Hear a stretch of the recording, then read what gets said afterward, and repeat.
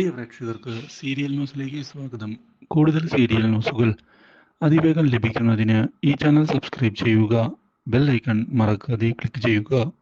Video ഇഷ്ടമായി എങ്കിൽ like ചെയ്യാൻ മറക്കരുത്. പ്രകാശിന്റെ നിലപാട് അറിഞ്ഞതിനെ തുടർന്ന് കല്യാണി ഇതേപ്പറ്റി ആലോചിക്കുകയാണ്. മാത്രവുമല്ല, ഒടുവിൽ പ്രകാശിനെ വീട്ടിലേക്ക് വിളിപ്പിക്കുന്ന കല്യാണിയും കാർത്തികയും വീട്ടിൽ എല്ലാവരും പ്രകാശിനോട് ക്ഷമിച്ചിരിക്കുന്നതായി അറിയിക്കുന്നു. ഇതോടെ വീട്ടിലെ കാര്യങ്ങൾ നോക്കിക്കൊണ്ട് മുന്നിലേക്ക് പോകാൻ പ്രകാശൻ തയ്യാറാവുകയാണ്.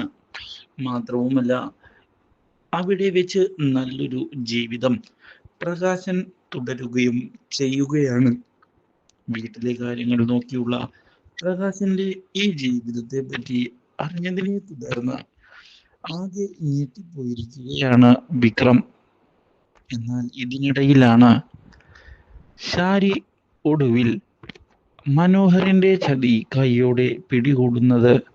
ഇനി എന്ത് ചെയ്യും എന്നുള്ള ചോദ്യം ബാക്കിയാവുകയാണ്.